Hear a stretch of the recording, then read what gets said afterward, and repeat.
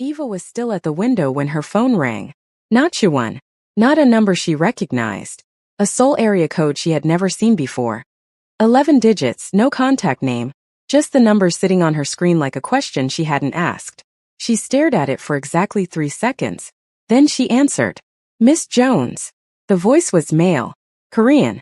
Unhurried in the specific way of someone who had never once needed to rush, because the world had always waited for him. I think it is time we spoke directly. Don't you? Eva's eyes were still on the black car below. The figure on the pavement had not moved. The engine was still running. Who is this? She said.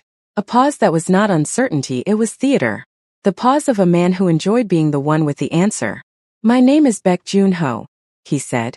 And I believe you received my card this morning.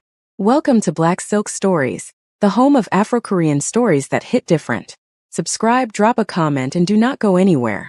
This is only the beginning. Eva did not move, did not step back from the window, did not let her voice shift by a single degree.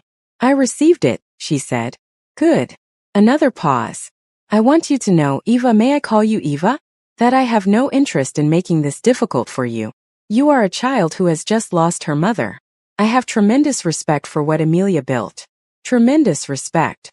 The word landed softly, carefully, the kind of careful that meant it had been placed there deliberately. I simply want what was always mine. My mother didn't leave you anything, Eva said. A sound, not quite a laugh. Something adjacent to amusement. Your mother was a remarkable woman, but she made one mistake. When she left our arrangement, she took something that did not belong to her. I have been very patient about that. 12 years is a long time to be patient, Eva. What do you want? The USB drive, he said simply. That is all. You give me the drive and I walk away from everything. The legal structures dissolve. The estate processes normally. You keep every single thing your mother built. You have my word. Eva looked at the black car below. The figure on the pavement. The two in the front seats. Your word, she repeated. Yes. You sent 3 men to park outside a building where an 11-year-old girl lives alone, Eva said. And you're offering me your word. The silence this time was different. Shorter. Recalibrating. They are simply there to ensure our conversation remains private, Beck said smoothly. Nothing more. I'd like them to leave. Of course. The moment we reach an understanding. We don't have an understanding, Eva said. We have a phone call. And I need to go. Eva. Thank you for calling, Mr. Beck. She ended the call. Her hands were shaking. She pressed them flat against the window glass and made them stop through sheer force of the thing her mother had given her. The specific spine that came from watching Amelia Jones walk into rooms that weren't ready for her and walk out having rearranged everything in them. She picked up her phone and called Chi-won. One ring. Eva. He called me, she said. Baek Jun-ho. Direct call. Seoul number. He wants the USB drive. He said give it to him and he walks away from everything. Complete silence. Chi-won. I'm here. I'm thinking. His voice was controlled but she could hear something moving underneath it, something that was almost anger but had been disciplined into focus. How did he get your direct number? She hadn't thought of that. It landed in her chest like cold water. I don't know, she said quietly. He has someone close to you, Eva. Someone with access to your personal information. A pause. Think. Who has your number that shouldn't? She thought about the apartment. The people who had moved through it yesterday. The legal team. Miss Park with her dark green notebook. Mr. Seo in his gray suit measuring her from across the room. Mr. Seo, she said. He was in the apartment all day. He was close to everything, my mother's desk, the hallway, the study door. I'll tell my father. Don't answer any more unknown Seoul numbers. If he calls again, let it ring and tell me immediately. A beat. Eva. The fact that he called you directly, that's important. Why? Because it means he is not as certain as he wants you to think he is. If he had another way to get that drive, he would not be calling an 11-year-old girl and asking politely. His voice was precise and quiet. He needs you to give it to him, which means you have something he cannot simply take. Eva exhaled slowly. That's why the car is outside. He can't come in. Not yet. And my father is making sure he never does. A pause. How are you? The question landed differently from him than it did from anyone else. Not performed. Not obligatory. Just direct and real and wanting an actual answer. I'm scared, she said honestly. But I'm okay. Those two things can exist at the same time, Chi-won said. My father says fear is just information. Tells you where the danger is. The problem is only when you let it make your decisions. Your father says a lot of things. He has had a lot of time to think about them. The corner of his voice moved. The place where the almost smile lived. Get away from the window. Don't let them see you watching. She stepped back. Chi-won. He knew my number. I know. He knew my mother was sick before she told anyone. I know. He has people everywhere. She sat down on the edge of her bed, braids loose around her shoulders, wearing a soft rust-orange knit top and deep forest green wide-leg trousers, the first thing she had reached for that morning without thinking, and now they felt like armor somehow. How do I know who to trust in this apartment? Right now? Debbie. Only Debbie. A pause. And me. And you, she said quietly. Always me. No hesitation. Get the USB drive from the study. Put it somewhere on your body, not in a bag, not in a drawer. On you. Don't let it leave your person. Okay. And Eva Jian-han. Call her now. Not later. Now. Use the number my father sent through last night. Okay. I'll call you in an hour. The line closed. Eva sat for a moment in the quiet of her purple room. Outside the window, the one that didn't face the street, the Los Angeles morning was doing its usual brilliant indifferent thing. Blue sky. Clean light. The city moving through its day without caring about any particular person in it. She stood up, smoothed her rust-orange top, straightened her forest green trousers.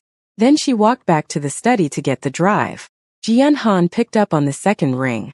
Eva Jones, the woman said immediately, not a question, a recognition. Her English was precise and warm, Korean accent underneath it. I have been waiting for your call since yesterday morning. Eva stopped. You knew. Your mother called me 3 weeks ago. She told me that if anything happened you would call. She gave me your number. A pause. I am so deeply sorry about Amelia. She was one of the most extraordinary women I have ever had the privilege of knowing. Eva sat down in her mother's chair at her mother's desk. The study smelled like sandalwood.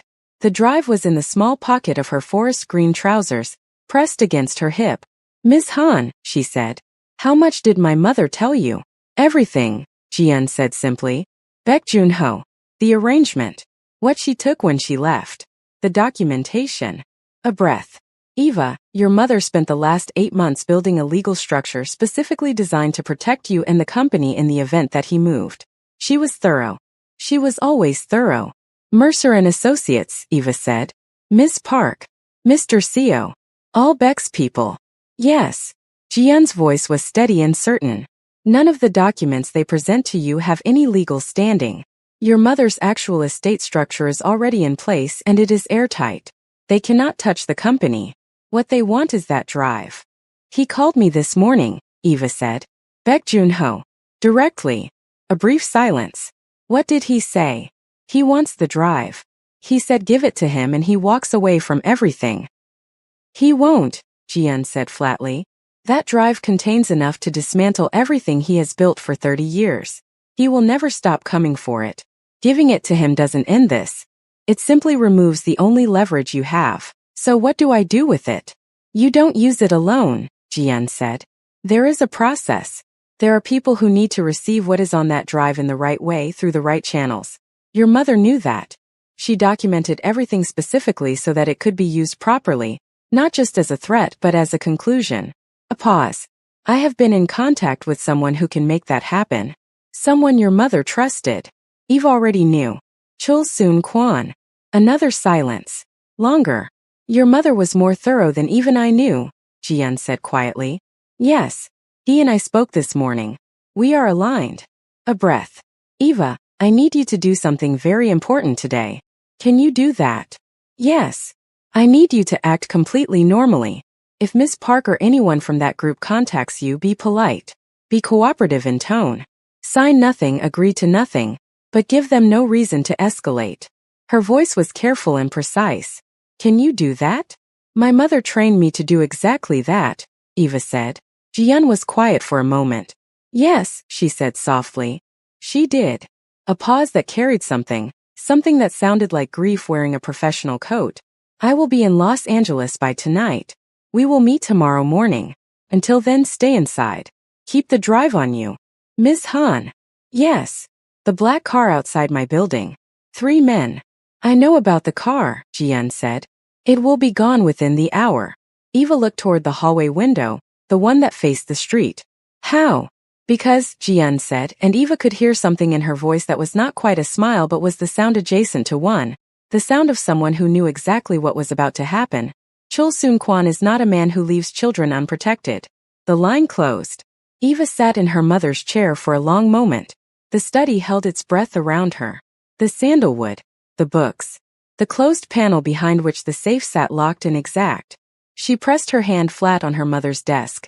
The same desk Amelia had sat behind 1,000 mornings, building something from nothing, facing forward always toward Eva, always toward Eva. Okay, Mom, she said quietly. Your people are showing up. She stood, walked to the hallway window. The black car was still there. She watched it. 11 minutes later, a second car appeared at the end of the street. Dark navy. Moving slowly. It parked at the opposite end of the block. 2 figures got out, large, unhurried, wearing plain dark clothing. They did not look at the black car. They simply stood at either end of the pavement and were present in the specific way of people who needed no introduction to make their point. The black car's engine cut. For a long moment nothing moved. Then the black car pulled away from the curb and drove to the end of the street and turned and was gone. Eva exhaled. Her phone lit up. June, they're gone. She smiled, small, brief, real. The first smile since 6:09 2 days ago. Eva, I saw. June, my father says good morning. She laughed. Actually laughed. Quiet and sudden and completely unplanned. Eva, tell him good morning back. She put the phone in her pocket beside the drive. Went to find Debbie. Let herself, for exactly the length of the walk down the hallway, feel something that was not grief and not fear. Something that felt, carefully and tentatively, like the beginning of not being alone. By midday the apartment felt different. Not safe. Eva was too careful for that word. Too much her mother's daughter to confuse the absence of immediate danger with actual safety. But different. The particular held-breath quality of the morning had released by a degree. Nova had emerged from the guest room looking wrecked but functional and had made herself useful for the first time by intercepting a call from Miss Park and telling her, completely without knowing what she was doing, that Eva was unavailable and resting and would not be taking meetings today. Eva had heard it from the hallway and felt a rush of something that was almost affection for her dramatic, useless, accidentally perfect cousin. Debbie had made lunch. Proper lunch, jollof rice, fried plantain, the specific meal she made whenever things were serious because, as she had told Eva once, serious things deserved serious food. They sat at the kitchen island together, Eva, Debbie, and Nova, and for 40 minutes they talked about Amelia. Not the estate. Not the lawyers. Not the envelopes or the cars or the men in gray suits. Just Amelia. Nova talked about the time Amelia had shown up to Nova's college graduation in a helicopter because she had been in London the night before and refused to miss it. Debbie talked about the first morning she had come to work for Amelia, how Amelia had opened the door herself, no assistant, and had said, I need someone who treats this home like it matters, because it does, and Debbie had known immediately that she would stay as long as she was needed. Eva talked about Paris, the Eiffel Tower, being 7 years old and understanding for the first time what her mother was doing, and why she was always tired. They laughed twice. They were quiet 3 times in the way that meant everyone was feeling the same thing and didn't need to name it. It was the most human 40 minutes Eva had had since the world ended. At 1:15 her phone vibrated. Juan. My father wants to do a call at 3 p.m. your time. Jian Han will also be on the call. There is something they need to tell you together. Eva looked at the message. Eva, what is it? Juan, he didn't tell me everything. But Eva, he looked serious. More serious than usual. She set the phone down, picked up her fork, ate 3 more bites of jollof rice because Debbie was watching her with the particular look that meant, you need to eat, baby. And Debbie had earned the right to that look. Then she put the fork down. Eva, I'll be ready at 3.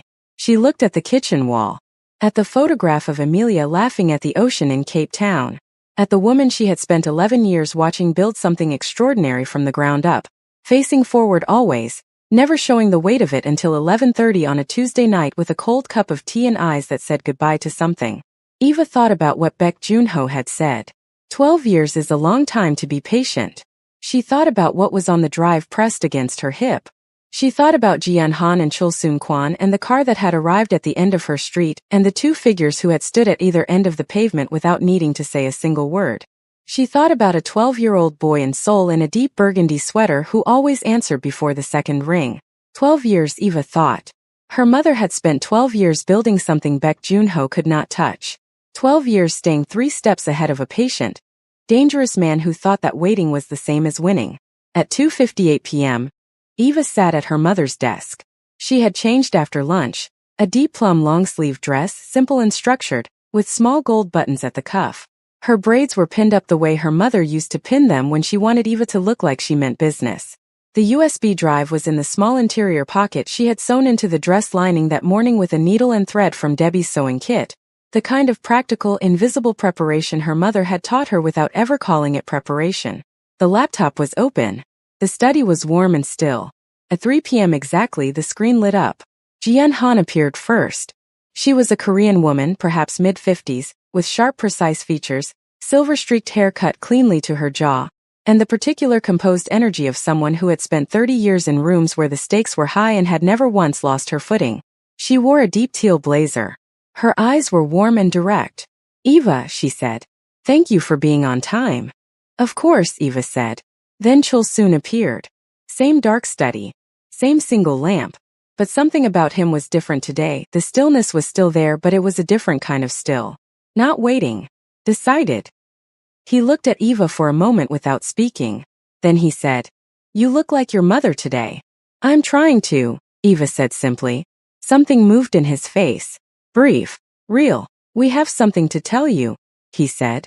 "Jian and I discussed whether to wait. We decided you have earned the right to know now rather than later." Eva folded her hands on the desk. "Tell me." Jian leaned forward slightly. "Eva, your mother did not simply document Baek Joon-ho's operation when she left his arrangement 12 years ago. She continued. For 12 years, every piece of information that passed through her distribution network that touched anything connected to Baek, she recorded it. Quietly. Systematically. Without anyone knowing. A pause. What is on that USB drive is not just what she saw 12 years ago. It is everything. 12 years of a complete and unbroken record. Eva stared at her. She was documenting him the entire time. "Yes," Jian said. She built her company in parallel with building a case. Every year she added to it. Every year the file grew. She never used it because she never needed to. As long as she was alive and the company was thriving, Baek had no move to make. But she always knew the day might come when she would need it. A breath. She just didn't expect that day to come the way it did. Eva was very quiet for a moment. The study held its breath. "She protected me," Eva said finally. Not a question. Not surprise. Just the specific recognition of something she had always known in the wordless way children knew things about their mothers, now finally finding its shape in language. "She protected you," Chul Soon said. "Everything she did, the documentation, the legal structures, Jian, the connection she encouraged between you and Chi-won, all of it was a system she built around you. So that if she was ever gone, you would not be standing alone." Eva pressed her lips together. Held it. Let it pass. "Okay," she said. "What do we do with it?" Chul Soon looked at Jian. Something passed between them, the look of two people who have already discussed the next part and agreed on how to present it. "There is a prosecutor in Seoul," Jian said. "Her name is Yoon Se-ri. She has been building a case against Baek Joon-ho for 6 years. She has the structure, but she has never had the evidence to make it move. What is on that drive would give her everything she needs." A pause. "We want to get the drive to Se-ri. Securely. Through channels that Baek cannot see or intercept." "How?" Eva asked. "Chi-won will carry it," Chul Soon said. Eva went still. "Chi-won. He is already in position. He is the only person Baek's network would not flag as a threat. He is 12 years old and he is my son, and Baek knows that I would never use my son as a carrier." His voice was measured. "Which is exactly why it will work. But he would be..." Eva stopped herself. "Reorganized. Is it safe for him?" Chul Soon looked at her steadily. "I would not put my son in a situation that was not safe. You have my word on that." "With respect," Eva said carefully, "you told me last night that your word means something. I'd like to understand exactly what safe looks like before I agree to this." The silence that followed was 3 seconds long. Then Jian made a sound that was almost, not quite, but almost a laugh. Chul soon looked at Eva with an expression she hadn't seen on him before. Not surprise exactly. Something closer to the look of a man encountering something he hadn't anticipated and finding that he respected it completely. Fair, he said. The same word Chi-Won had used on the flight. In the dark, across an aisle 11 months ago. She noticed that. She filed it. Chi-Won will travel with 2 of my people, Chul soon said. He will not be visible as anything other than a boy accompanying his father's associates on a routine errand. The drive will be on his person for less than 40 minutes. The time between the meeting point and Sari's office. My people will be with him every second. He held her gaze. And I will be on the phone with him the entire time. Eva thought about it. Thought about Chi-Won, the boy who had tilted his head across an aisle in the dark and said everything with a gesture, who had answered every call before the second ring, who had said always like it was the simplest word in any language. Does Chi-Won know? She asked. He volunteered, Chul soon said. I did not ask him. He came to me. Eva looked at her folded hands, at the gold buttons on her cuff, at the desk that smelled like her mother. Okay, she said. But I need to talk to him first, before we do anything. Of course, Chul soon said. Chi-Won appeared on her screen 4 minutes later. He had changed from the burgundy sweater. He was wearing a clean white button-down shirt now, collar open, the kind of deliberate simplicity that was its own kind of preparation. You volunteered, Eva said immediately. Yes. Why? He was quiet for a moment, not searching for the answer. He already had it. He was deciding how much of it to say out loud. Because it needs to be done, he said finally. And because I can do it. And because, a pause. The almost smile brief and real. Because your mother spent 12 years building something so that you would never have to stand alone. The least I can do is 40 minutes. Eva looked at him through the screen. At the steady dark eyes that had been looking at her since a night flight to Seoul 11 months ago.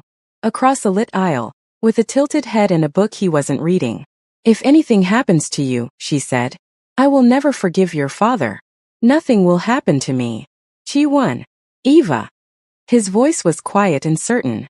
My father has kept me safe my entire life in circumstances considerably more complicated than 40 minutes with a USB drive. Trust him the way your mother trusted him. She exhaled. My mother never met your father. No. But she knew his name. She wrote it in a letter she left in a safe for you to find. He held her gaze. She did her research, Eva. She always did her research. And she trusted what she found. The study was very still. Okay, Eva said. Okay. It will be over by tonight, Chi-Won said. And then Baek Jun-ho will have nothing. No leverage, no legal structures, nothing. Everything your mother built stays exactly where she built it. A beat. Yours. All of it. Eva looked at the photograph on the study wall. The Cape Town one, the ocean blazing orange, Amelia laughing with her head thrown back. Fully alive in the specific way she only was when nobody needed anything from her. She would have liked you, Eva said. Chi-Won was quiet for a moment. I would have liked her, he said. Very much. The transfer happened at 7:43 p.m. Seoul time. Eva knew this because Chi-Won sent her a single message at 7:43 that said only, moving now. And she had been sitting at the kitchen island in her deep plum dress with a cup of tea she wasn't drinking, watching the clock on the microwave, since 6 a.m. Los Angeles time. Debbie sat with her. Not talking. Just present. The specific gift of a person who understood that company and conversation were not the same thing and that sometimes company was enough. Nova had gone to bed at 9. The clock on the microwave said 7:51 p.m. Seoul time. 8 minutes. When Eva's phone lit up. None. She pressed the phone flat against her chest and closed her eyes for exactly 4 seconds. Then she typed back. Eva. Are you okay? Chi-Won completely. My father is insufferably calm about the whole thing, which is either reassuring or alarming. I haven't decided. She laughed, sudden and real and completely unplanned. Debbie looked up from her tea. Good news. Debbie said. Yes, Eva said. Good news. Debbie nodded. Picked up her cup. Said nothing else. Perfect. Eva, tell your father thank you. From me. Properly. June, he says you're welcome. Also he says, and I'm quoting directly, tell her Amelia would be proud. Eva stared at the screen. Set the phone down. Picked it back up. Eva 1. June, yes. Eva. I think I'm going to cry. Chun, that's allowed. You've been holding it for 3 days. Eva. I don't want to cry at the kitchen island. Chun. Then go to your room. Cry properly. You've earned it. She smiled. Stood. Carried her tea to the sink. Rinsed the cup the way her mother had always rinsed cups. Completely, without leaving anything behind. Debbie, she said. Thank you for staying. Debbie looked at her with the expression she had been saving for exactly this moment. Warm and steady and completely unperformed. Baby, she said. There is nowhere else I would be. Eva nodded. Walked down the hallway to her purple room. Sat on the edge of her bed. And cried. Properly, completely. For the full length of everything she had been holding since the morning the world changed. For her mother. For the cold cup of tea in the kitchen and the hands on her face in the hallway and the voice that had said, "You are the best thing I have ever made." For the drive and the letter and 12 years of a woman facing forward toward her daughter always, always, always. She cried until there was nothing left. Then she washed her face. Lay down. Pulled the blanket up. Her phone lit up one more time.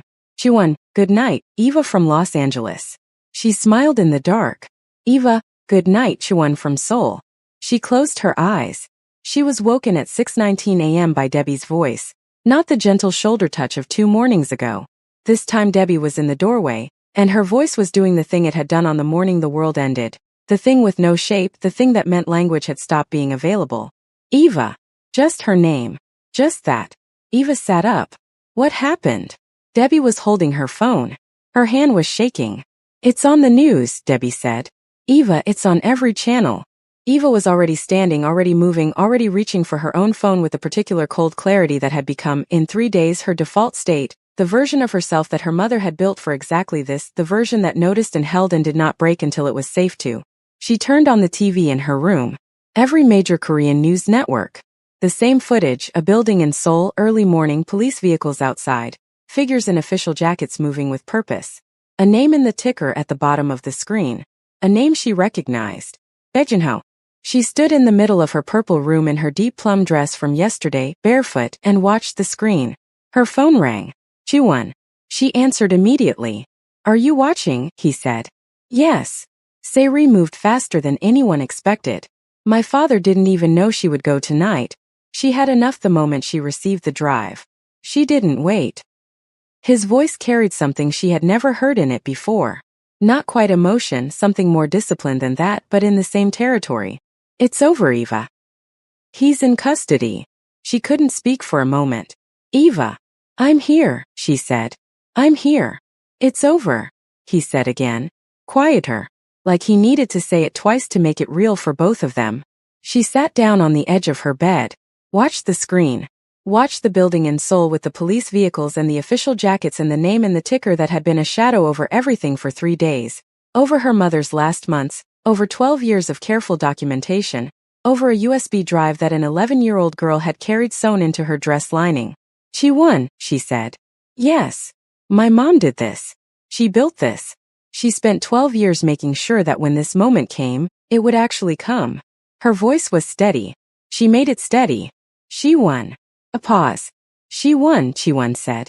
Simply and completely. Eva looked at the photograph on her bedroom wall.